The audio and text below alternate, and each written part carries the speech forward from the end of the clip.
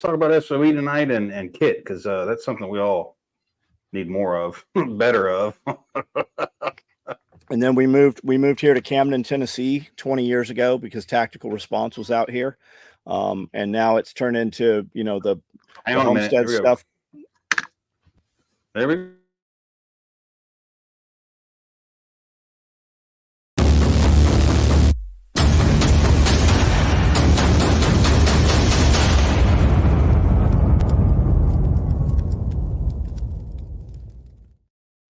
There we go. Welcome back to the Angry American Nation podcast.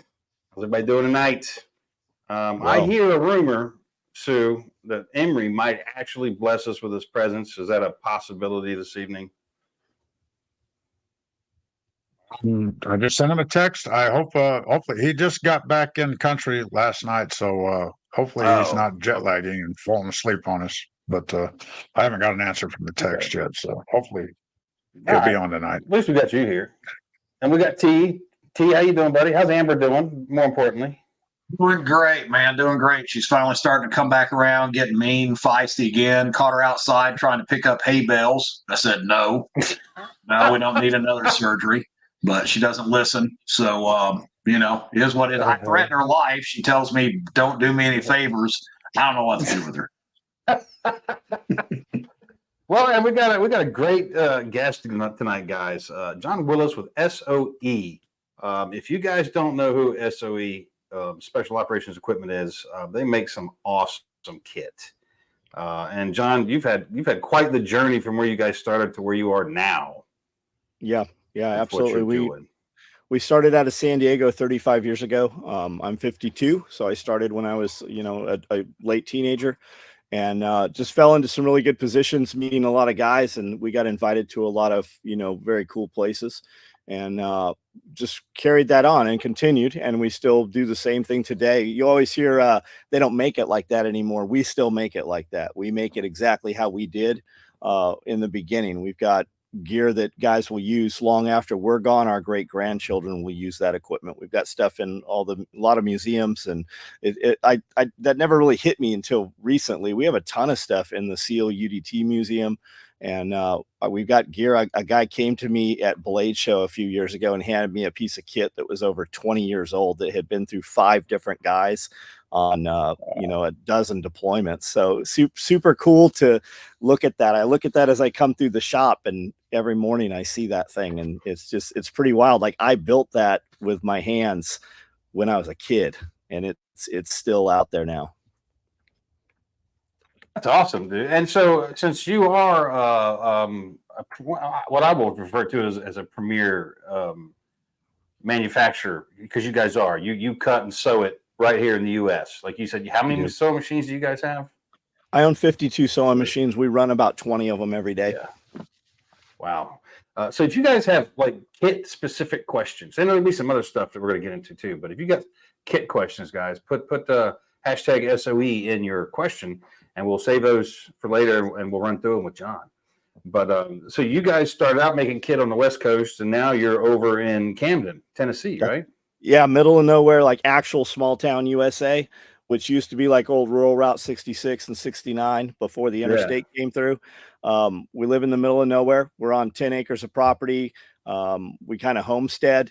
We live on the property. We just bought this big abandoned building that's 10,000 feet and put a big 6,000 foot loft in there. And when all the nonsense started in like 2019, we really kind of fenced it in and brought in a lot of animals and food production. And we used to do these big parties, and we'd have 1,000 people show up. And I just kind of quietly said on Facebook, hey, we're going to have a get together. And I just mentioned it a couple times, and then 300 people showed up. And I'm like, man, I don't have belt fed machine guns. I don't have fireworks. Like, we don't have nothing here. And they're like, we just want to see the rabbits. We want to see the aquaponics. We want to see the greenhouse. And I ran around ragged, got in bed at midnight. And I told my wife, I said, man, I'm beat. She goes, yeah, you've been running all day. And Nicole, who you were on the live with us yesterday, she said, I said, I think there's something to this. And she said, well, why don't we do an event here like Jack Spearco does? And she said, how much do you want to be involved? And I said, well, I want you to to do all the work and I'll just take all the credit. So we're about to have the 7th Self-Reliance Festival out here. And we're starting a program. We always say, man, these kids these days. And I remember Grandpa saying that, but we're going to do Homestead Apprentice, where we're going to bring in a bunch of young men, and we're going to do the gauntlet, where we do the selection, and we're going to whittle them down to 2 10-man teams, and we'll have them on site and just teach them everything we can in 3 weeks. At proper application of a tourniquet, chainsaw, fencing, fighting pistol. I mean, everything we can jam into them for 24 hours a day for 3 weeks, and then hopefully we'll select a couple dudes and pick, some actual interns that we bring in to our organizations and our companies and stuff. That's a hell of a hiring process. I like that. And when you said you're going to have them working on fence, I've got some. If you need extra for them to put to work on, I got some out here that needs fixed. Yeah. Yes. Yes. Bring them to my place. Yeah. Yeah. Everybody jump in on that free labor. And that's what we're saying, right? We've got guys involved from Ohio and North Carolina and East Tennessee. So if you don't want to live in Camden when we're done, I mean, we have multiple friendly companies that, we're basically vetting guys. We're not looking for the rock star, right? We're looking for the guy that when he's done with whatever the task is, he's assisting the next. Well, you guys know what selection looks like and what we're looking for. Mm-hmm. Yeah. Yep. Yeah. I was watching a YouTube earlier today, with Chad, damn it, I just forgot his last name. It just slipped on my long red beard. You probably know who he is. He was a former SEAL. Okay. Chad, yes. He's friends with Frisella. Yeah. Of 3 of 7, is him. And the video I was watching was actually they were at a gym. And he had a combat test, physical test that they had to do, and it was just using like weights and doing things like burpees and pull-ups and this kind of things. And it was a 60-minute workout. And when the last part of it was a 1.5 mile run they had to do. And he comes into the gym and he looks around. He's like, why are you guys sitting down in here? He's like, there's guys out here still going that need your encouragement, need your help, because the mission's not over yet. And that struck me is because when the last guy crossed and the last guy had everybody running with him, because they all went and met him, and they all ran with him. And Chad went into that, what a team is, and that the mission's not done until everybody's done. Yep. And that's not instilled in anybody today. That's not taught, anywhere. I sent that video to all of our a week ago. I know exactly what you're talking about. So there you go. Yeah. Have you ever met him before? I have not. I know some guys that know him. I don't. Guy. Matter of fact, I've got his phone number, and I'm going to get him on this podcast because he would be fantastic to talk with. Yeah. You guys, honest, I don't work with him. My gosh, the guy's an animal. No, yeah, he is an animal, man. He's like, look, I was watching a few of his videos just the other day, and it was one of those same deal, qualification. Here's what it takes, and he's like, okay, first you're going to do 100 burpees, followed by 100 strict push-ups, no jumping. Yep. Then you're going to run 5 miles. Then you're going to come back and do another 100 burpees. I'm like, well, there's a week worth of working out for me. Yeah. No kipping on your pull-ups. Deadlifts, on your pull-ups. So he's, awesome dude. Right. Awesome dude. He'd be fun to work out with. I mean, if I could keep up, he'd be a lot of fun to work out with. I've never seen a guy quite as motivated as him, because he also does these hellish long runs and stuff. So be a neat guy to talk to. But that's the kind of thing you're looking to instill in these guys through this program, which is cool. What were you going to say, Sue? No, I was going to say I had the same method for team building. I mean, you're never finished. You think of the team, and no matter how long or short the run was, and we always had the guys that were faster. And I was, as a younger man, I was always up front and everything, but those guys they would see the finish point. They'd all run in there and they'd be bending over and, feeling good and trying to look cool and everything. And I was like, what are you guys doing? Turn around. We got guys behind us. We leave no man behind on everything.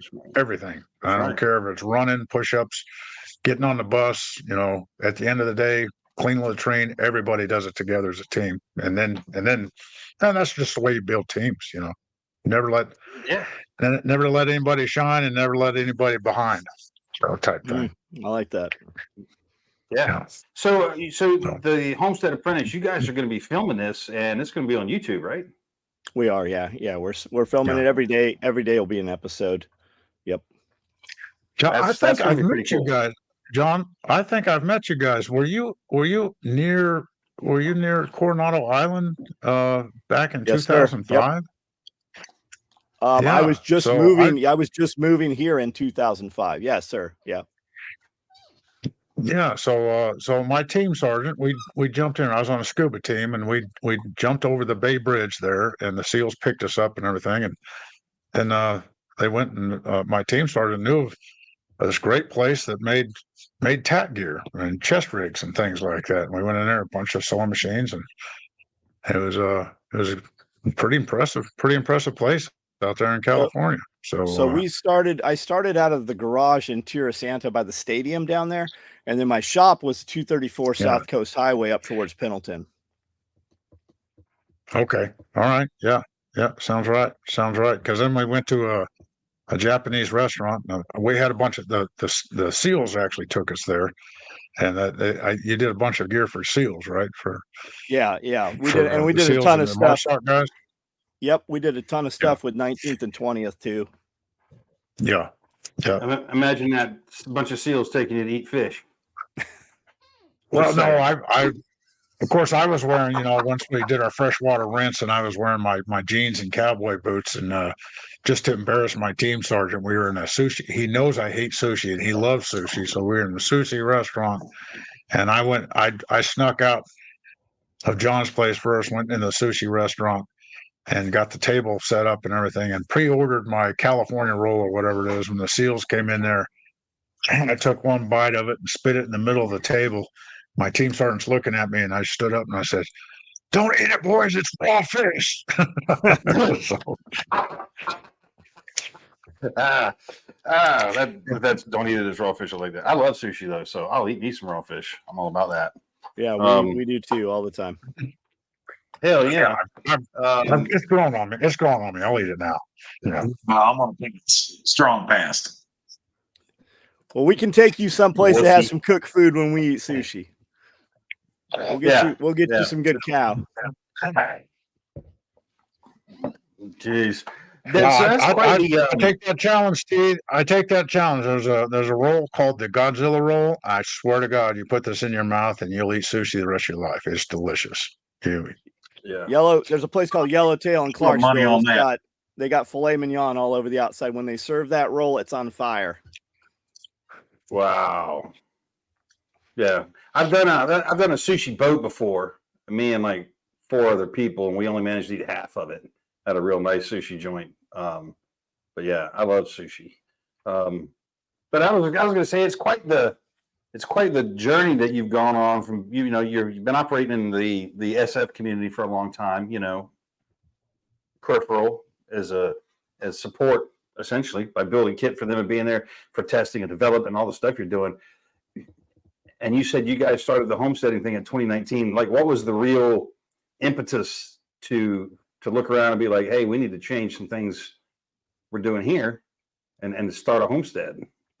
So I've always been a survivalist, right? And then that became a bad word, and then you were a prepper. And I think the ultimate goal as we mature is to be a homestead, right? And how do we keep that homestead, right? We always grow up and you're going to be the lone wolf guy and you're going to be in culverts. And, what happens when you've got a 4-year-old with you, or you have your wife and, multiple kids, right? And I think we always talk about how we're going to change things. And we talk about these kids nowadays, right? And I remember Grandpa saying that too. So I always question if it's just as I get older, I get grumpier. But we have to take charge, right? We created these kids. And what do we do, right? We now take our elderly and we warehouse them. That's kind of the common thing. We don't keep anybody at home.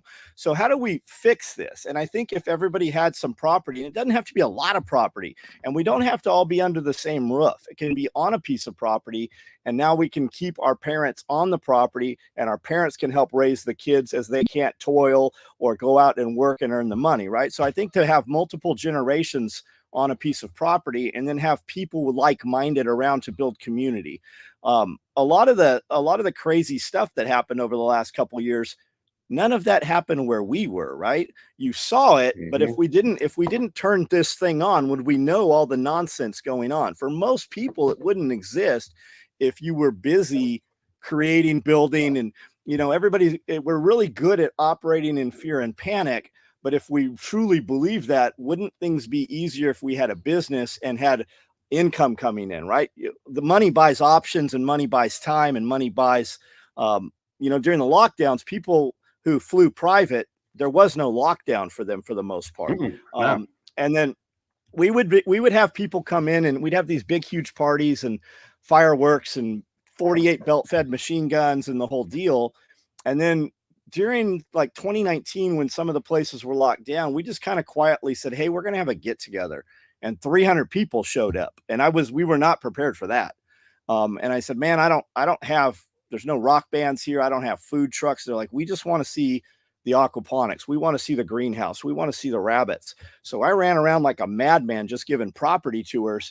And that kind of turned into Self-Reliance Festival. And then we've got a building kit here, and Radio Made Easy, my buddy Evan, some guys we do business with, they said, when are we going to put this up? And I said, I don't know when we're going to get it up. And he said, why don't we just bring in some interns?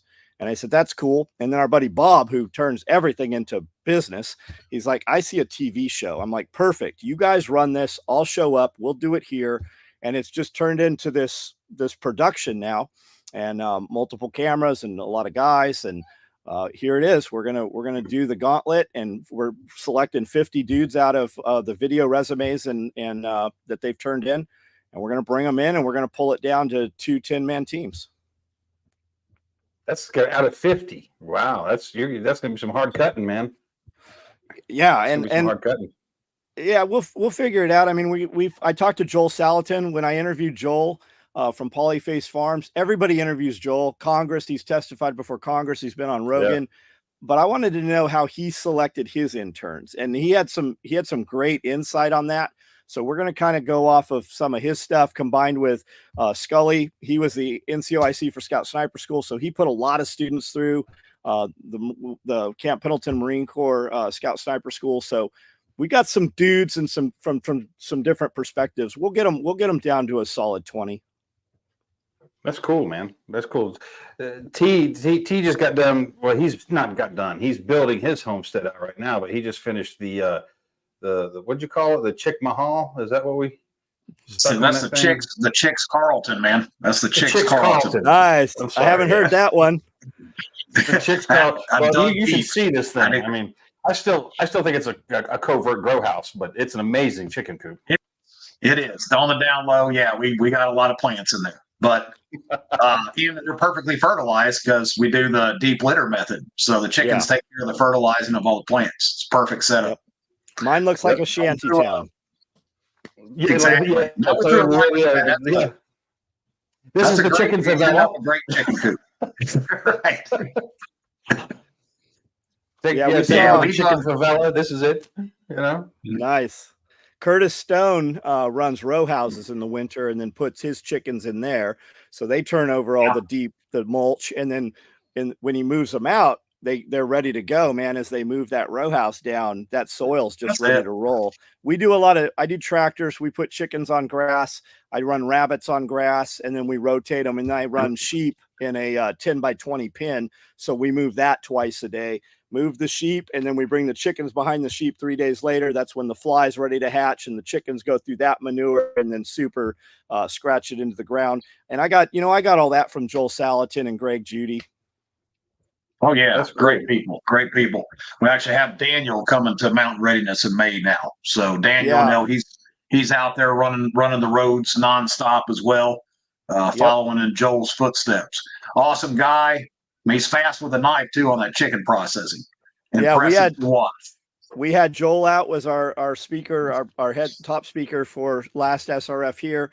And then on Monday Joel actually did a chicken processing class for everybody that stayed after for that. Yeah. Now that's what we're shooting for too, is the same thing, hands-on stuff. That's you really can never, you're not homesteading unless you've got your hand up the backside of a dead chicken. I mean, you got to get dirty. So that's what we're shooting for.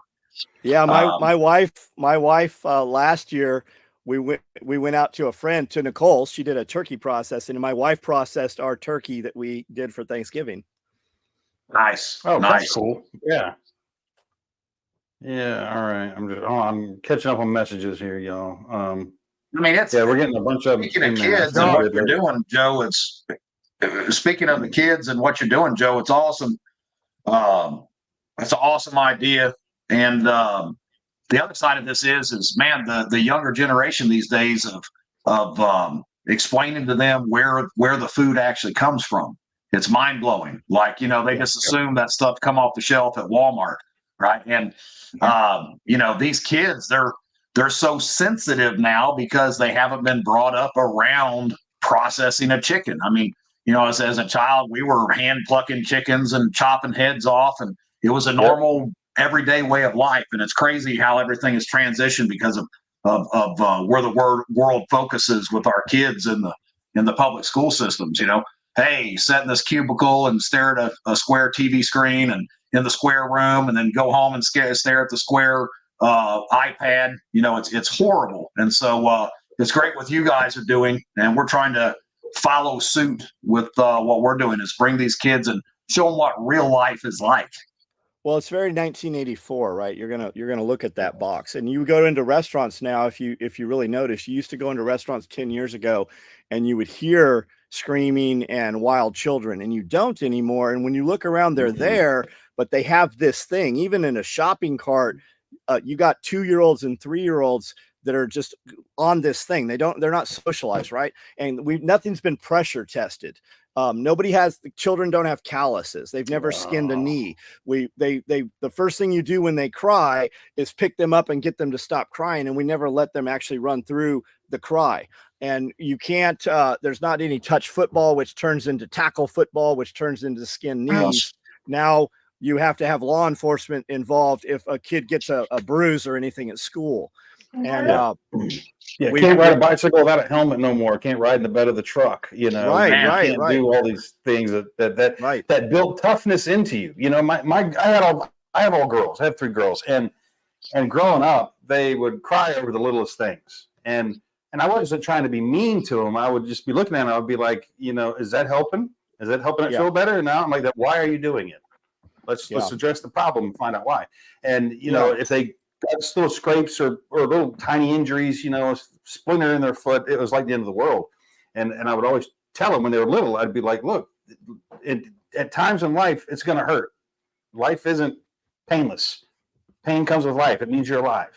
And I think sounds callous to say to small kids, but really just try to get that idea in their head that just because you hurt, you're not dying. This isn't the end of the world. You're going to get through this. And I think nerfing all the corners and putting everybody in bubble wrap is doing the polar opposite of that. We are de-evolving, in my opinion. We're getting slower, dumber, and weaker by the day. 100%. As a result of technology. I mean, you said that's callous. Me, if I didn't see arterial spray, I was kicking them while they're down. So, what? No, you ain't pumping out. Get up. Get up. Yeah.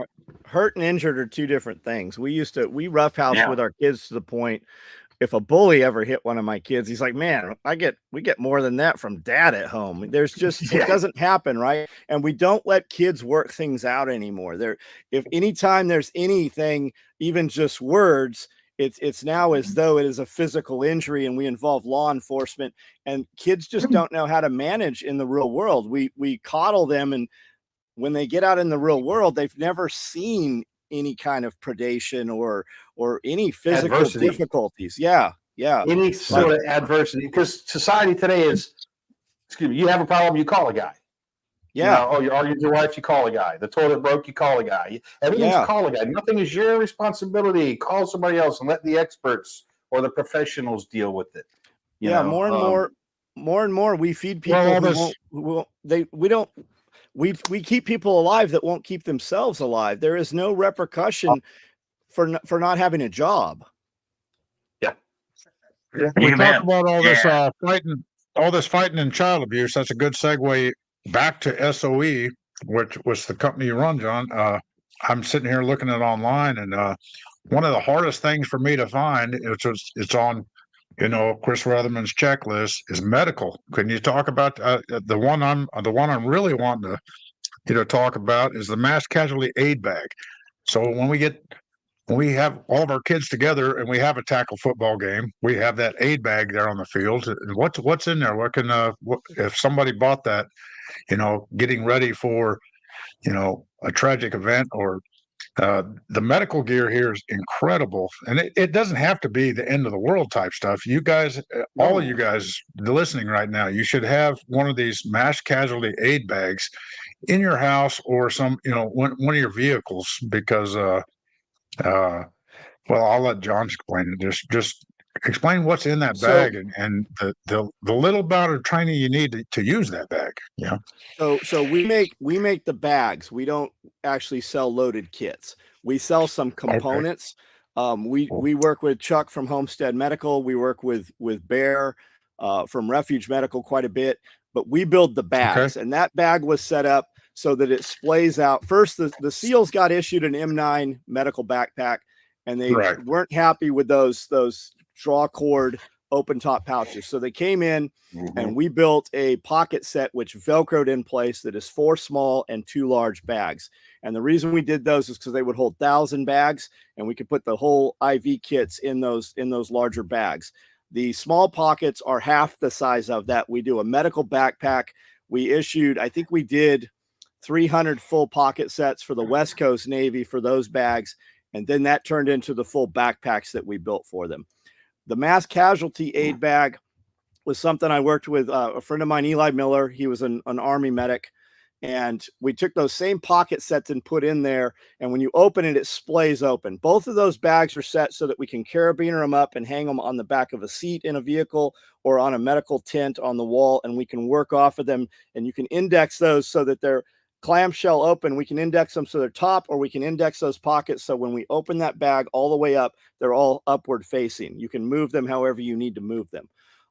That bag is set up with that Velcro in between. When we splay that out, we make rifle cards that are 4 M4 mags. Those happen to hold 6-inch Izzy. So we can load those all the way up with 6 inches. We got a bunch of bandages right there. We've got quick clot in all the smaller ones if we want that. And then just a ton of tourniquets on the outside on like our vehicle med bags, our backpacks, all that PALS webbing, that's for staged tourniquets. So we've got everything right there to stop the bleed. Once it's open, then we can wound pack or, put whatever we're going to put in that channel and then compress that and tie that thing up. And that's really what those are built for, just to hold a ton of medical gear. And it holds a lot. It's not as big as, the stomp bags and stuff like that. But for the average dude coming out of a vehicle, it holds a ton of gear.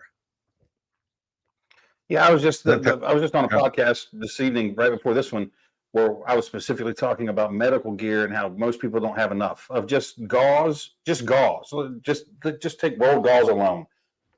And the example that I like to use is just the situation's gone south, whatever it is. You could be even camping, this can happen to you, and you're just chopping some wood, the axe slips, and you bury that thing in your shin. Now, in a grid down situation, there is no higher level of care. So now you've got to care for that wound through its healing process if you're lucky enough. And just the sheer volume of material it takes to manage a single wound like that. Nobody has that much stuff at home to handle one, let alone, multiples of it. Medical gear is something we're super big on. Yeah, just the aftercare to take care of that wound. What are you, 30 days, 45 days? Just the gauze. And that, we've got all the compressed gauze. Everything's gotten smaller now. They've done a great job at packaging it so you can carry a lot more. Quick clot used to be this big pillowy thing, and then the Z fold. So where we used to put one quick clot or 2 H&H bandages, we can now fit 4 of those. Hyphen chest seals. We used to have them big and flat. Now they've got the compressed. We can even put them in the ankle med kits. So everything's gotten smaller. With that, you have less of the material typically, right? We have a smaller chest seal now, but we can still put those big ones in there. They've done a good job at making it more comfortable, right? Guys are more apt to carry it that don't necessarily have to carry it on a daily basis. Having those small contents, you can carry them now and not even have to wear special clothing. Like I have pockets on my pants where I can put Cat 7 or a soft T tourniquet. Most dudes, the average dude walking around doesn't have that. He's got it, maybe a tourniquet if he has it in the back pocket. So coming out, I mean, as things have transitioned, really, especially in like the last 5-6 years, everything's gotten smaller and smaller. Oh yeah, Yeah. If you're carrying a gun, folks, you should I've be grabbed carrying a couple of tourniquet. slip kits. Yeah, Yeah, because I grabbed a couple of the slip kits from Bear. Those things are great. Slip it right in the front pocket. You're ready to roll. Yep. Yeah. And then, like I was saying, if you carry a gun for self-defense, you should be carrying a tourniquet. You should really be carrying something like a slip kit, something like that, something with some pressure bandage and a tourniquet, ideally. Well, think. So I mean, you guys Yes. instruct both, right? How to put the holes and how to patch the holes. And when you talk to your students and you get those emails, which do you get more of on a weekly basis, right? There's way more lives being, hey, I rolled up on this accident scene, or hey, something slipped, right? It's very often, it's way more. I'll bet it's 100 to 1. Hey, I smoked this guy, or I had to ventilate this dude versus I plugged this guy.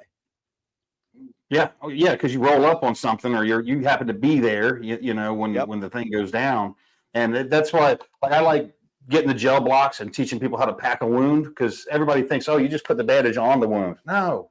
Depending on the hole, you can do that, but if it's a hole, we need to pack these wounds, and just the little stuff like that. How to convert a tourniquet. Nobody even knows what that term means. Everybody's got a tourniquet, but in a good down situation, all right, I've got a tourniquet on my left arm. What are we going to do with it now? What are we going to do? We can't leave this thing here forever. We're not banding a calf here. We got to do something with my arm. So it's either you're going to die painfully and slowly because no one has any idea what to do, or get a little bit of training and some material stored up, and they still might die, but you have a chance of saving their life, as opposed to zero chance of saving their life. And you said the gel blocks, the training aids have gotten so much more advanced now and realistic too. And they're accessible. Like you can go buy that stuff, right? Once you see it, take it back and try, teach it. Watch one, do one, teach one. Yep. Absolutely. And Sue, he instructs way more than any of us do. And so he knows that, and that's the same theory that we all use is like you said, learn one, do one, teach one, because that's what we want everybody doing, is spreading this knowledge out there for everybody.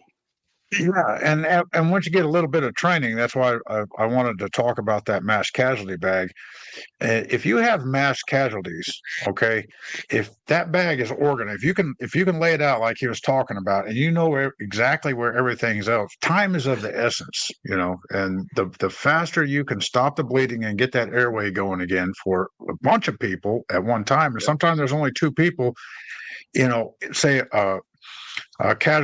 mass casualty on the highway, I-40. I'm just down the road from I-40. I've seen these wrecks where there's several casualties out there. But if somebody is organized and you got a couple people to help out, the rest of everybody that's panicking and screaming and yelling and waiting for the police to get there, they alleviate a lot of the problems and save lives. So organization, especially your medical gear, is very important. So I see a lot of good stuff here on the website. We're on the his Starlink link. So I know he's on Starlink tonight. There he is. So if did I freeze out? So I'm on the 40 also. The modules in that MCAB, the modules in the metal, all of our bags, they rip out of there. So we can stage that to where you can put them to multiple guys with multiple, wounds, multiple injuries. You can just have the staged as you want. And then once you've seen that training, to be able to take that into a tissue lab and see that for real. And Bob, that's a friend of mine. I actually know Bob and the guys teaching that stuff. This will be the 3rd live tissue lab that they're actually running. That used to be a very taboo thing. If you were very lucky and you knew an 18 Delta, you would get invited out when they were doing those out of Coronado, and you could kind of see those. And then once that got known, you'd have news crews and PETA and all kinds of crazy stuff going on there. So for those guys to bring that back around and actually offer that in a private setting to civilians as well, that's a major thing, to be able to go and actually see that. Yeah, getting that real life hands-on experience is a different thing. And even the training classes, like in TCCCs, I like the ones that have the synthetic blood and the spray bottles, so that when you're trying to apply that tourniquet, they're just spraying it on your hands. They're spraying it on what you're trying to deal with, so that you get that realism. Many years ago, I was on a volunteer fire department, and I worked a lot of trauma cases. And so I already had that experiential frame of reference. But for someone who's never done it, most people in this country probably never touched much blood, if any, their own a little bit, but most people have never had their hands covered in blood while they're trying to do something. And we all know sitting here just how damn hard that is. Blood is slippery as hell for a little while, then it gets real sticky. So it's a problem to work with. And having a class that teaches you the live tissue side of what that feels like, what it actually feels like, that's a great class to take. I wish we'd get one down here, because I got a lot of people I'd like to be like, hey, you need to go take this, Get that experiential frame of reference. That's a term that Alan Kay coined, at least in my mind, because he was saying it all the time, and it's one that I use now too, because you don't know until you know. You've got to do it. You can't just watch YouTube videos. Get out there and get your hands dirty. And Absolutely. And YouTube has its place. I mean, YouTube is great to watch, but you've got to back that YouTube video up with real world experience. That's where I think everybody's falling short in this day and age. We should we should see if we can get Bob to come down to Mountain Readiness and do a live tissue class. I think that would be fantastic. Heck yeah. That would be awesome. We just brought and I apologize if he's watching, a gentleman I talked to out of Texas is coming, and he's got the dummy, where you can actually wound pack and it's pumping blood out and the whole bit. Really? He's going to set up. He's going to set up at his booth. And so, y'all stop by and get your fingers in there, see how that works out for you.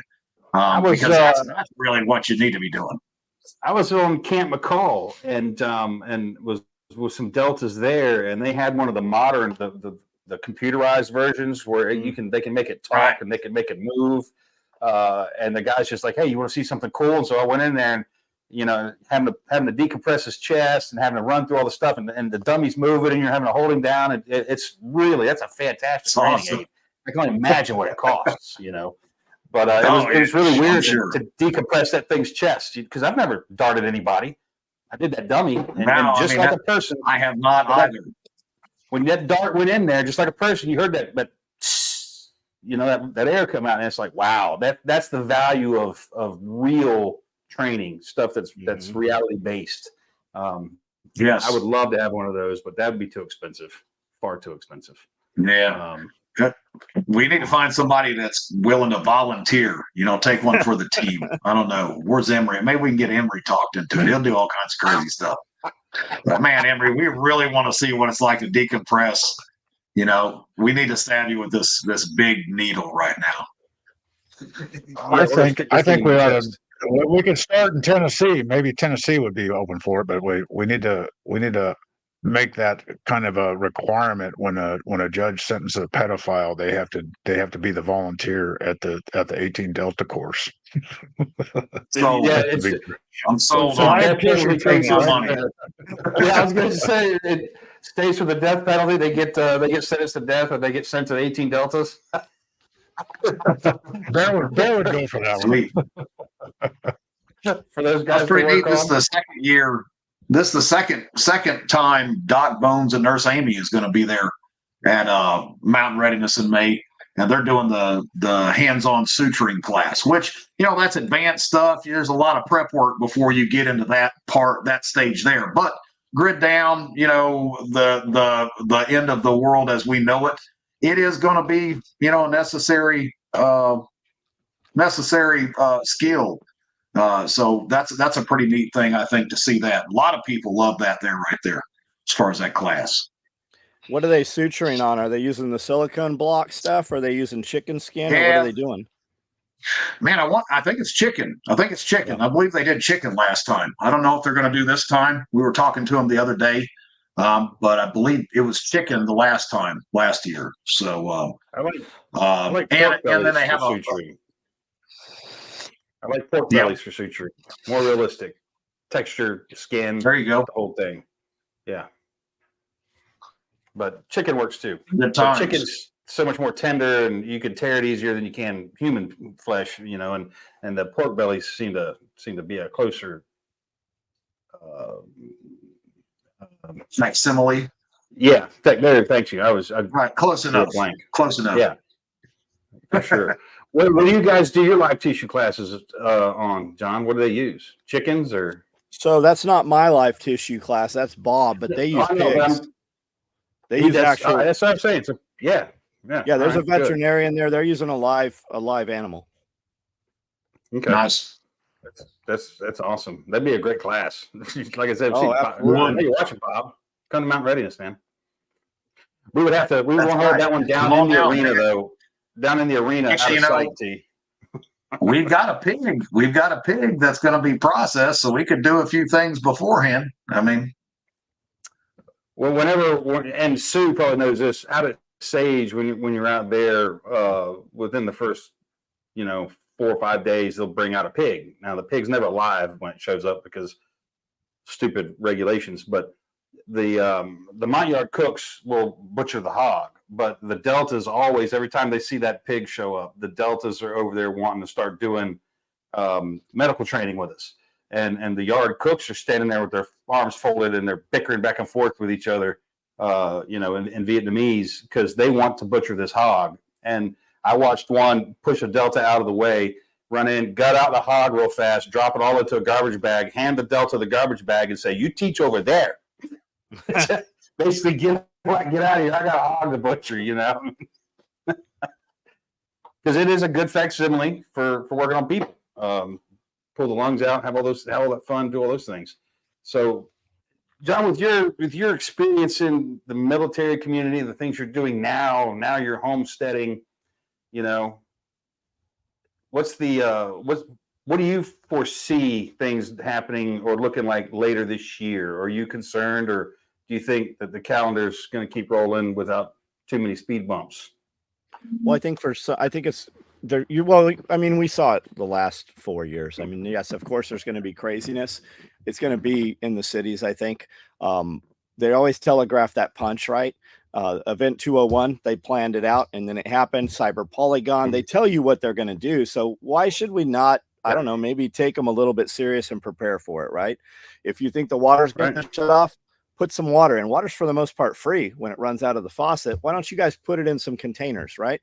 If you think that the heat's going to go out, let's have that conversation, right? How long is that 500 gallons of propane or a 25-pound barbecue tank going to run? What happens when that runs out? Yeah, you guys can all go chop a ton of firewood, but if you don't have something to burn the firewood and you're cooking over open flame, that smell broadcasts, right? So we should probably plan that out. Like, if you guys think the power is going out, maybe we should actually just turn that circuit breaker off. And if nothing else, just camp inside for the week, right? So test this out. I don't tell people what to do. I tell people what I did do when they ask. And we left the city, right? We live in the middle of nowhere. We're on acres of property. When the nonsense all started, we kind of took it a little serious in the beginning, right? So we put up fences and a sally port and gates, and we doubled up all of our lights and did the whole deal. And we put in a 3 million gallon retention pond. We trenched all of the downspouts off the building into the pond. We put in a middle pond. Billy Bond and those guys came out. We put in some swales. Now, truth be told, I still don't have a well, but I've got a ton of water sitting in holes in the ground. And then, what do we do with that water? Are we going to drink it straight out of there? Are we going to run it through the Berkey? Are we going to sand water filter that and charcoal filter that? So just, have those conversations. But I think a lot of people will watch, and I'm guilty of it myself, right? I'll consume content, and then I'll do a live feed, and then I'll get in bed and get on Amazon and buy things. But I have containers here that don't have fuel in them, right? I have empty fuel. I have a lot of fuel also. I've got 300-gallon elevated tanks for diesel, and I've got a bunch of, 5 gallons, but I still could do more, right? There's always something. And I think we look at these big, huge things, like I want to put a bunker in and I don't have the money to do a bunker. So we play that game in our head, but there's so much you could do every day that would take 5 minutes, and most of it's free. So It's all accumulative too, right? If it's just, it all builds up. I want everybody, guys are like 1911 or Glock. I'm like, why don't you have both, right? I want you all to be in a position where you can have anything you want. And if we truly think that society, I'm 52, every year of my life, something was good. We were ready for Y2K, right? We had 50 dudes there, and we had, force recon guys and SWAT. Like, we were ready. And, nothing happened that day, right? And the Mayan calendar, I mean, take your pick, whatever it is. If we truly believe that something's going to happen, and a lot of people's emergencies are just their own emergencies, right? If you think something's coming, would you be better off if you were in a position where you had money, right? Because the money buys you options, and we get so stuck, especially in the prepping community, when you're in these little groups on Facebook and stuff. I got $10. What should I buy? You shouldn't buy anything with $10. You should take $10, make it into 100, and then figure out how to turn that into 10,000 and get you a piece of property someplace. Like, I want you all to develop a business and figure out how to do something. You hear so many guys like, money doesn't buy happiness, or money isn't everything. Then why do you get up at a time in the morning to go to a place you hate to go for such a finite amount of it, right? I want to figure out that thing you love to do, and then figure out how to monetize that and build that up, and then build a community. If you do what you truly believe is in your heart, the correct thing for you and your family, then other people with those beliefs will show up. And that's what I want. Here's why so many people aren't doing it. My opinion, guys, again, this is my opinion, and this is something that people have heard me say before, but I'm gonna say it again. And it's because that's what they are trained to do. That's what they are taught to do. So that I figured this out when I was still in high school. And it just took me a while to figure out how to navigate it and get to where I'm at now. But the best years of your life are from the day you're born to the day you graduate high school. You really have no cares in the world, right? Mm-hmm. You're not really responsible for nothing. Life's great. You go to college, 4 more years to party, still real no concerns, but you've probably started to accumulate debt at that point because you took loans out, like all these people that want that forgiven, and because they think money comes out of thin air. And you maybe become a professor and you can stay in college for the rest of your life and be a loser, but then you have to get out and get a job, and you've got to get a place to live, and you've got to get a vehicle to get to and from that job. So now you're incurring debt, and you're going to take a job where you're going to work for a company that you have no familial ties to, no tribal ties to. They don't care about you. You don't care about them. They're not going to pay you what your time is worth. You're going to do that, for 20, 30, 40 years. You're going to live for 2 days a week and 2 weeks a year, because that's what we're told is success. As you go out and you get that good job and you work hard, and pensions aren't a thing anymore, really, unless you're in a union. None of that matters, but they need the worker bees to keep plugging into these holes. Whereas people like you and myself at this point, we found an alternative way of doing this, of doing life, where we're not bound to somebody who's not going to pay us what our time is worth. It's a job. Job stands for just over broke, which is all you'll ever be if you're working a job. So like you're saying, go find a way. I resisted. I'm a successful author, and I hate to even say that, despite my best efforts, because I resisted it hard. If it was the people that were reading the story that pushed me and bullied me into publishing the book, the first one. And I can't thank them enough for doing that, because I was still stuck in the old mindset of that hive mind, the worker bee thing. I had a great job. I enjoyed what I did, and I didn't take that thing serious. I didn't realize the potential it had, or the impact it was going to have, because the book series has had a huge impact. I hear it every day from people. So you're absolutely right. Find alternative ways. Yep. And my buddy Evan says the paycheck plantation. And that's a good way to put it, right? It's the shiny chains, right? You're still a slave. It's just a Mercedes Benz that's attached to you, right? And we do. It's designed like we grow up kind of knowing what our parents made, and we have in our mind to live that type of life. That's the amount of money we make. But by the time we're in the workforce and we're doing that job, it still makes that amount of money, but that amount of money doesn't allow you to live that quality of life anymore. And they have conditioned you go through the government, school system, the prison school system, and you kind of have these 20 jobs that you can take. But if you want to be a prestigious if you want to have a prestigious job, maybe it's doctor, lawyer, right? Do I want a doctor having been through medical school and all the training when his hand's inside my chest cavity? Of course I do. But for the most part, It's just to keep you in that system. And nobody tells you when you're young, look, there's another way. You could do this other path.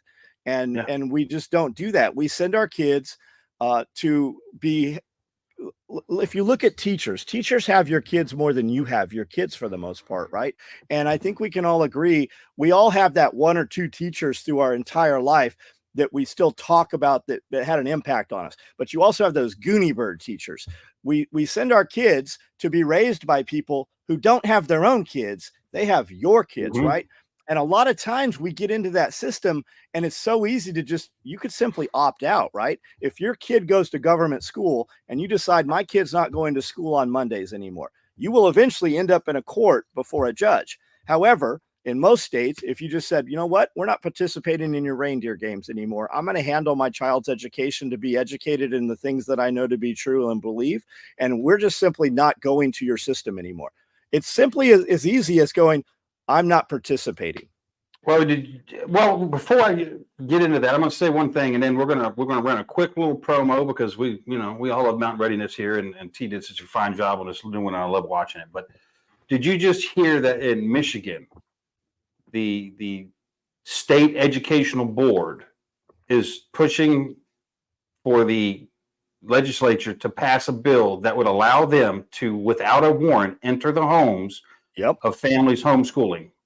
Think about that for a second. Russ, let's run our quick little mountain readiness promo. We're going to come back to John and some more questions. But I love this.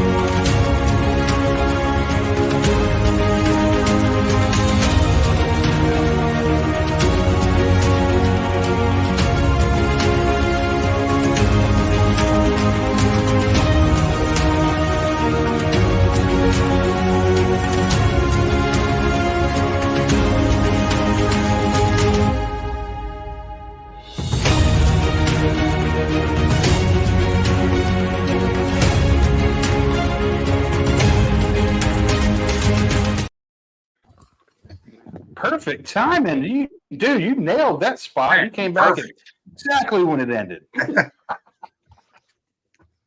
But that's, I think the debt generating unit is what we are. We're not citizens of the United States. We are debt generating and servicing units. Worker ants for the state. That's it. And so trying to find another way. And I like the holistic approach that you guys take. You're in that tactical side of the business, obviously, but you guys are doing the holistic thing. You understand it's not all, guns and bullets, and the cool guy stuff. You're talking aquaponics and livestock and what you're doing, with water impoundment and all the things. And that's fantastic. And more people need to think that way because, again, people they're herd animals and they're very easy to herd. Look around you at all these cul-de-sac communities. Those are a blight on the land, in my opinion. I hate those places. I would never live in one of those either, where, you have one or two ways in and there's, 500 homes in this thing. That violates the law of carrying capacity. That patch of dirt isn't designed to support that many humans. And it only works because of this fragile ass system that we've built for ourselves, which is fantastic until it stops working. And you have Bedouins living in the middle of the desert that are able to survive, right? And if you look at it, like even Las Vegas, right? Las Vegas, as big as it is, if the power went out, how long could people survive in Las Vegas? Less than 1% of those people. It's not long ago that men lost their lives to take mail across the United States. Yeah. And we have popped up, and I mean, it's an artificial society, right? It lives, and I like to say it's not a problem until it's a problem. And when it is, it's a very large problem. We're in Tennessee because it is a rainforest. Like, we always have water. We've got mild winters. It's a great place to be. Bear is in Oklahoma. He's in a similar situation. He has We're just very remote. Mostly we handle our own problems. If there's a fire, the fire department's not putting your fire out. You better have some means to assist in that. They might show up and watch it burn, but we have to take care of our own stuff here, right? We're remote enough that law enforcement's not coming. Yeah, well, we are our own first responders. They're about 2 hours out from ours. Yeah, nobody's coming to save you. You better prepare to self-rescue. And it just becomes what you do. The real and here's it all boils down to this: when the bad thing happens to you, you'll be there because it's happening to you. The first responders are secondary responders because somebody has to pick up a phone and call them, and then somebody's got to get on a radio and tell those guys to get to you. So they're the second responder. You are your own first responder. And people are afraid of that responsibility. And some people absolutely don't want that responsibility. They want to be able to call the guy. And then again, that comes from that state level indoctrination of, nothing's your fault. Call somebody and they'll fix it. It's fear. It's fear. I think, there's something to be said. I get on all the, social media, and you're looking at prepper this and prepper that page, and there's somebody on there that's got a little box, and maybe that's all they can do. They've got a little box of Ho-Hos and Twinkies and some egg noodles, and they're like, I'm starting my preps. And I'm like, look, guys, if this is all you can do, you're going to have a rough time here soon. It's going to be a hard road. I've actually got a few people that I know, and they always see, we came here 9 years ago here to Western North Carolina, and we've got 40 acres out in the middle of nowhere with 67,000 acres of game land next to us. And like Joe said, John said, there's nobody, nobody's coming to help you. But we were told we were nuts when we moved out here. We left the big city and the jobs and the union job and the good money and all that stuff on a chance. I came here for a job that said, I took a job as a diesel mechanic, but changing tires and working on trailers. Everybody said, man, you've lost your mind. 9 years later, fast forward, we're thriving, we're doing great. And a lot of the people that we left in Indiana, they're like, man, we want to do it. We want to do what you guys are doing, but we can't pull the trigger. I can't make enough money. I got to at least have 6-figure job to relocate. And that fear and that mindset is what everybody falls back on, because I'm going to tell you, if you really want something, you will find a way to do it. It's fear. I grew up dirt poor. We didn't have nothing, there's no college behind me. I've done fine. There's nothing against it. But the point is if you really want something, you put your mind to it, you will get it. And that's what holds people back in this day and age. It's fear. It's fear of the unknown. They're too scared to pull that trigger. They would rather sit there in the big city and work on their preps in a go bag. Oh yeah, let me get my go bag. I'm going to upgrade my go bag so that when the grid goes down, I'm going to hoof it out of downtown New York City. Hey, look, if that's all you can do, yeah, do what you can do. But that's going to be a rough hike. It's going to be a rough hike. So like John said, man, the goal is to take that $10, turn it to $100, turn it to $10,000, and get the hell out. All right, that's what you should be shooting for.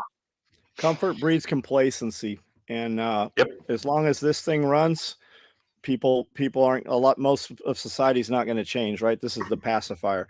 Fitness is free. You can lock a man in a cage, you can put him on a ship, you can deploy him.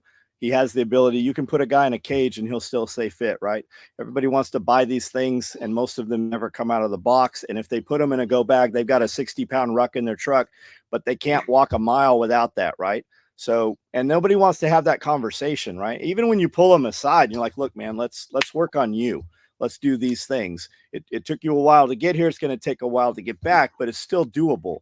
And people they've not been cold, and they've never experienced tired, right? People, you hear, I'm starving. I don't think you know what that word means, right? You don't look like you're starving. They don't. I tell one of the things I'm currently, like, again, this podcast was on earlier. They asked me this question. They're like, what's the one piece of advice you would tell people right now, like they should be doing? And it's get comfortable with being uncomfortable again. Okay. This artificial society that we live in, you were for sure, T, but you know, humans are now, we can only exist essentially, Western humans, sorry, not everybody, but Americans in particular, can really only exist in this artificial environment that we've created. You take the average person and drop them into their natural environment, and they're going to perish in short order. They simply don't have the will or the skill to survive that. And many people will say, well, I would just sit down and die. I'm like, well, dying is not as easy as you think it is. It's also not as easy as you think it is, and it damn sure isn't comfortable. So, you know, that's what I said before, like we're de-evolving. You know, we can now only exist in an artificial environment of our own creation. Most people. We have 100%.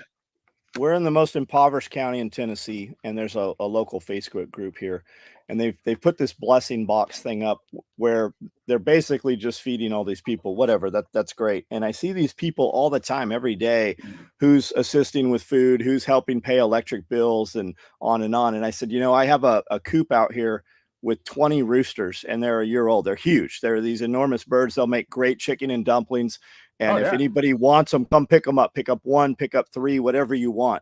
And not a I really thought, like, I thought for real, like somebody living out here rurally, somebody's gonna be like, oh, chicken and dumplings. Not a single person picked up those chickens. There was 100 questions about the chickens.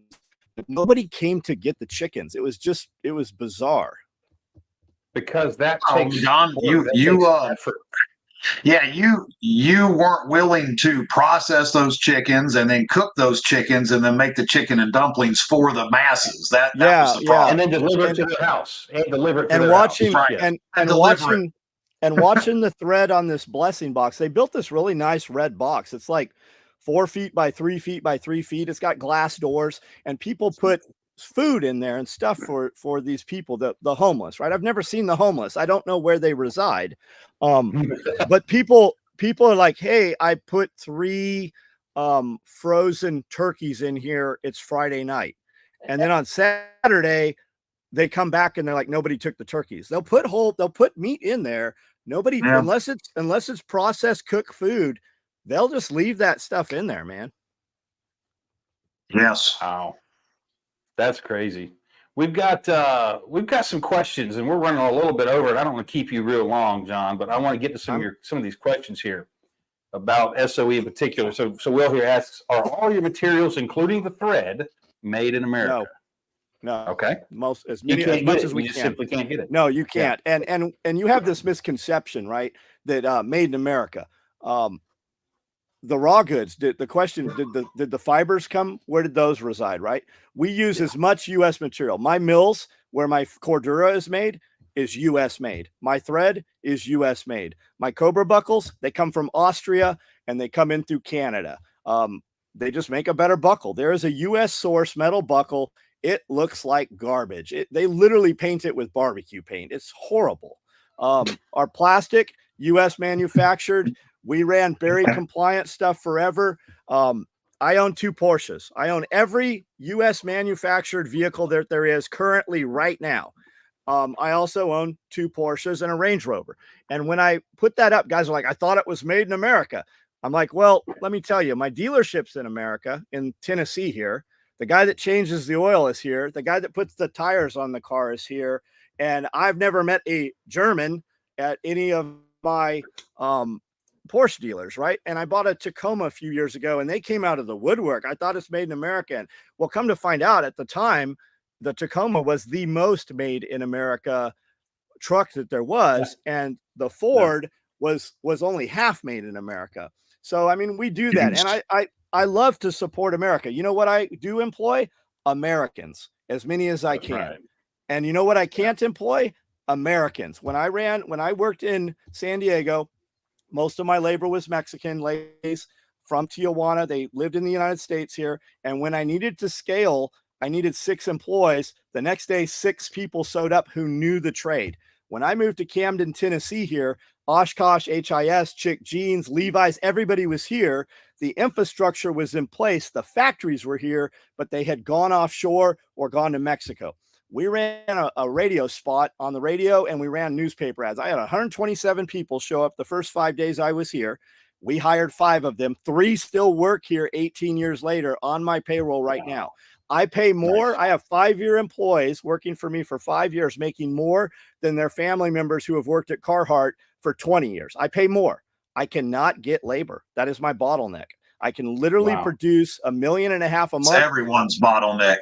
Yeah, I can sell $1.5 million a month. I can only produce 300,000 a month. I have 52 sewing machines. I have never seen 20 of them run in this county ever. They just don't. We run ads all the time. We're running Facebook stuff.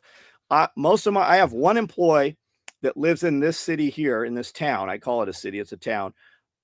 All the rest of my employees drive between an hour and an hour and a half to get here. And my video guy, one of them drives 4.5 hours to come in here 3 days a week. Wow. I would love to tell you that everything is US made.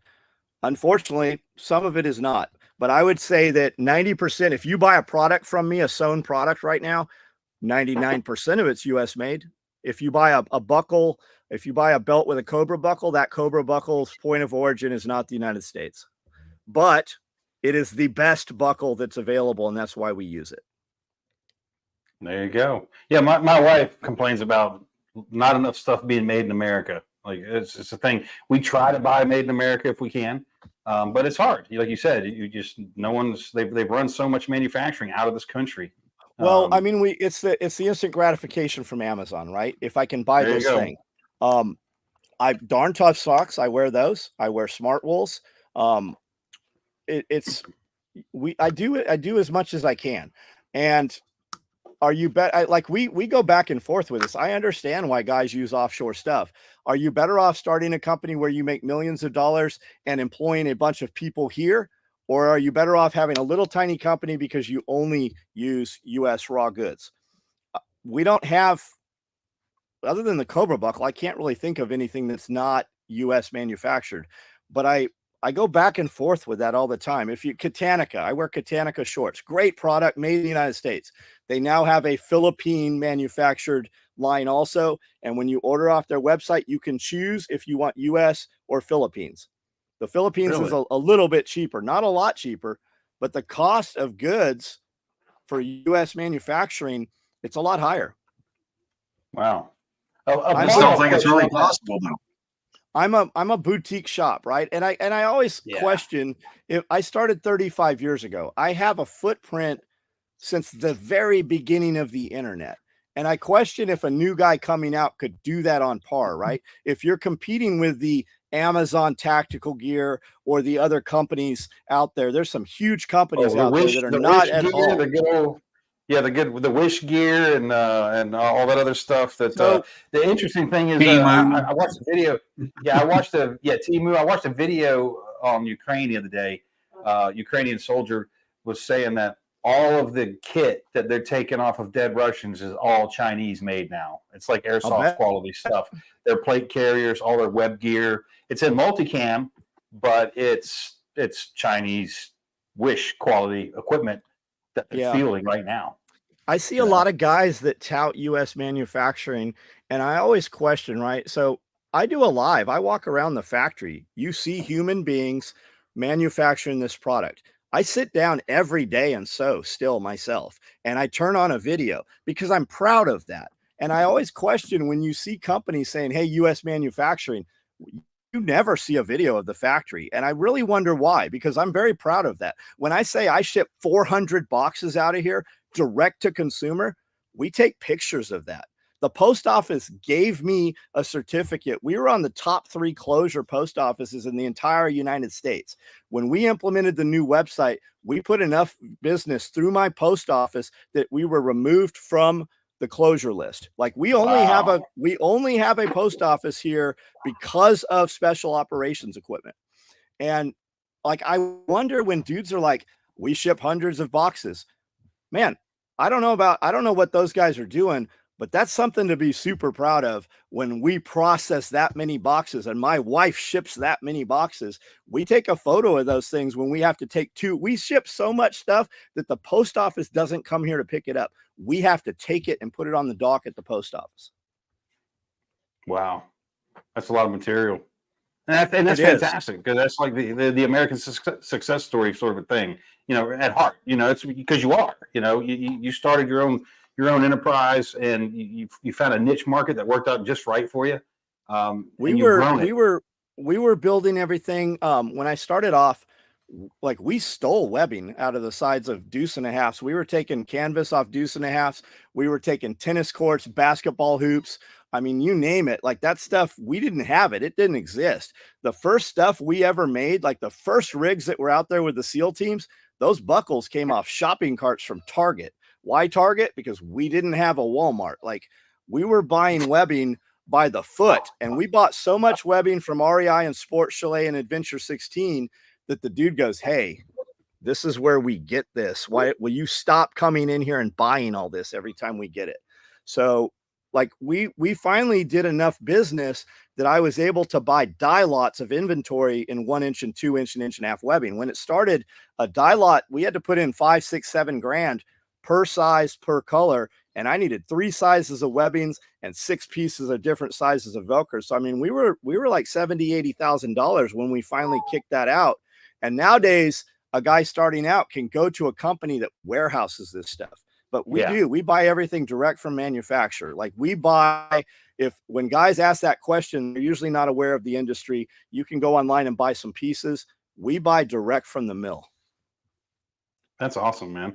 Will, he also asked, what's your best-selling item? Like, what do you guys sell the most of? What are you moving the most? So we're a boutique shop, right? I can't compete with 511 and Blackhawk and those guys. I knew all those guys. John Carver, a friend of mine, Eagle Industries, and those dudes. Hit it, quit it, on to the next thing. So if I think I can sell 100 of something, we're building 80 of it. And then it's the next thing. Right now, Wrangler Star showed our FUPAs because of Radio Made Easy and Overton and those guys.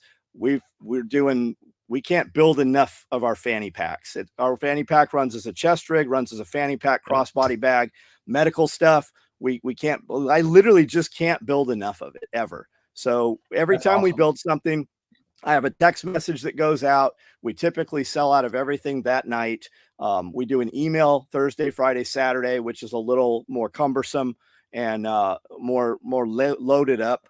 And we just blow stuff out, man. I just cannot manufacture enough, but I love where I'm at. When I moved here, I moved to Tennessee from San Diego with the intention of just growing a bunch of raised bed gardens and working with 3 employees and just doing custom work. I never intended to do this. I was never going to do that, but social media it just blew up, man. It just really did. That's awesome, man. All right, we got another question here. Beartron is asking, will the winner of Homestead Apprentice have to move to Tennessee? Well, you kind of answered this, but not quite. So if you want we're giving an acre of property to the winner of Homestead Apprentice. So you will have to live here on the property, not my property, but in a property close to here. And then we're going to do the second Homestead Apprentice and build out that property and put the second winner on an acre of property and then have common land in there. So do you have to move here? You don't. If you want to just come participate, if you have no intention in coming and living here, that is completely fine. Also, we will put the property to the runner-up. But yeah, ideally, we're looking for homesteads. I mean, we're looking for apprentices also. So if, like I said earlier, if you don't want to move to Camden, Tennessee, I fully understand that. You like North Carolina, you like Ohio, we could even possibly put you and plug you in, with Bears guys if you're a fit. We will vet you out for that, and we'll kind of co-sign you, right? We've done some life with you for a short period of time while being pressure tested somewhat. So I'm sure that we could plug you in other places. I like the fact that you used that term pressure testing, because do you know who Alan Kay is? Are you familiar with him? A little bit. I know from the TV show. He's like my brother. Essentially that's my brother. And we wrote a book together called Decline and Decay: Strategies for Surviving the Coming Unpleasantness. And we have an entire chapter in that book on pressure testing. I did not know testing that. Ourselves. Yeah. Pressure testing ourselves, pressure testing our kit, pressure testing those that we are going to surround ourselves with, pressure testing our theories and plans and all of it, and about how important that is. So it's interesting to hear you use the same term because it's one I've been using for some time. you said a lot of things yesterday that I hear Bear say, and I have a lot of influence from Bear. I watched a lot of Bear's content in the beginning of the lockdowns and stuff. I was paying attention to that while I was working out every morning and stuff. And then we had a tornado here. So they came out on a deployment in Kentucky. And I said, man, Bear's 90 minutes from me. I'm going to go meet this guy and see if he's really what he says he is. And he was. And I've been around him He's a good lot. people. So Yeah, he's good people, man. Yeah. I think that's probably where that term came. That was just a good way to put it. That pressure testing, those calluses, those scars, right? Gary Smalley, 10 Keys to a Loving Relationship. He says, you know, families that build experiences, it's always the turmoil, right? You go camping and the tent burned, caught in the fire and burnt up, right? You never talk about that experience that was just perfect. You always talk about the experience that was the worst, when it was knocked down, drag out, I hate you, we're never doing this again.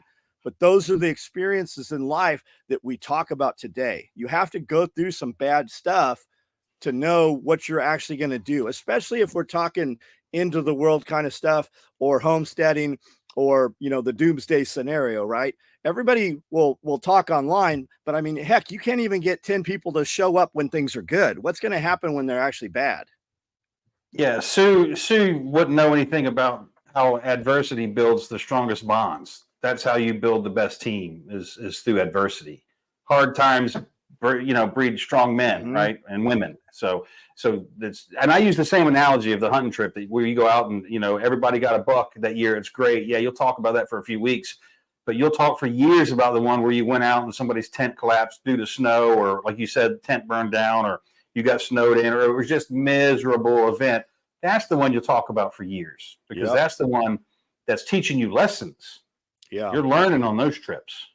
You know? I see somebody saying, do we produce other product? We don't do any OEM. I can't build enough of my own stuff. We sew a label on all of our products. We go through 10,000 of those labels every 6 weeks. Every 6 weeks, we are putting out 10,000 pieces of product. I see that you name Origin. I've never met Jocko. I built gear for several dudes that was in that deployment in Ramadi. 2 guys that are friends of mine work for Echelon Front currently right now. I see that you've named Mike Glover. I have never personally met Mike. I know some people that have done some business stuff with him. If you saw him post the picture, Evan Dixon from Radio Made Easy actually presented on his radio stuff at one of the events out in Utah. Those posts you saw of that fanny pack he posted, I made that fanny pack that's in Mike's hands. And that was because of Evan presenting out there. And then as far as John Lovell, I do not build any of John's stuff. John was in my building for 4 hours right before James Yeager passed. James brought him by and said, I want you guys to have a closer relationship, and I want you guys to talk to each other. And we did. We stood and talked for 4. I love his content, but no, I don't build. I cannot make enough of my own stuff that we sell directly. Wow. Well, John, we've had you on for a little over an hour. And like I said, I don't want to keep you all night, man. You got anything you want to leave folks with tonight? Anything you want to pitch to them while we've got their attention here? I don't know about just do something. Like all 4 of us guys, we have one thing in common. No matter, all of us, everybody hearing my voice, we have 24 hours in a day. The difference is what you choose to do with those 24 hours in that day. I do a live every single night, every day of the year at 9 o'clock on my YouTube channel. Join in if you want to have conversations. It can be, those conversations are led by the people commenting here. Several of my moderators are on this right now. Come out. If you want to meet these guys, you want to meet us, come out to Self-Reliance Festival.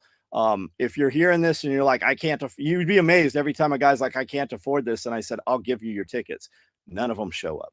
Not a single one. Yeah.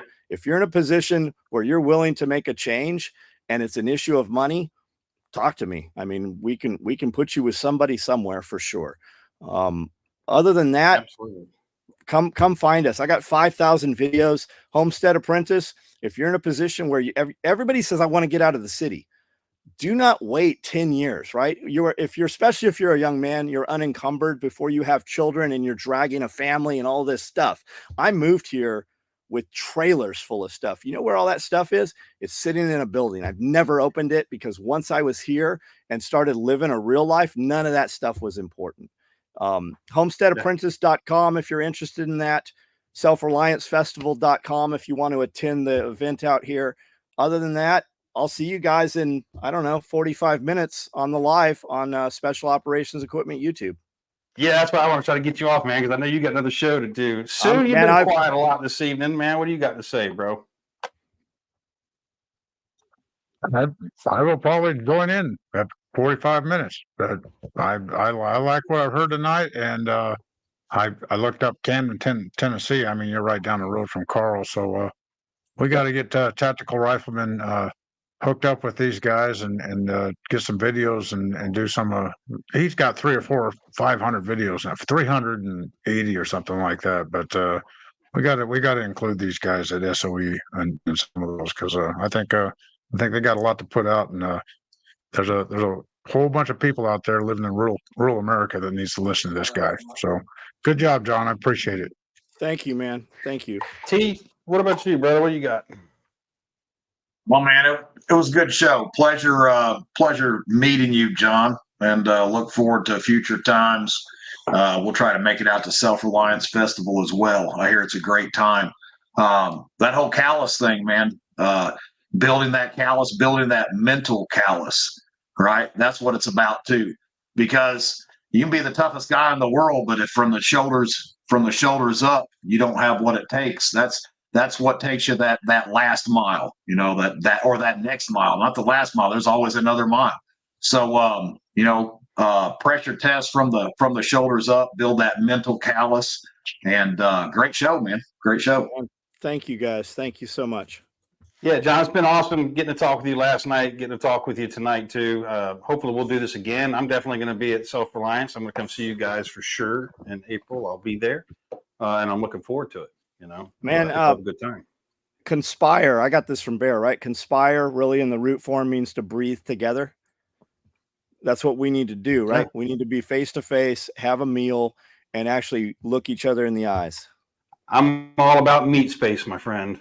I'm all about meat space. So that's the real deal. Yeah. So you guys, the rest of you out there, you know the drill. Thanks for hanging out with us tonight. We will catch you guys next week. Same bat time, same bat channel. And until then, be good at it. Thanks again, John. Thanks for being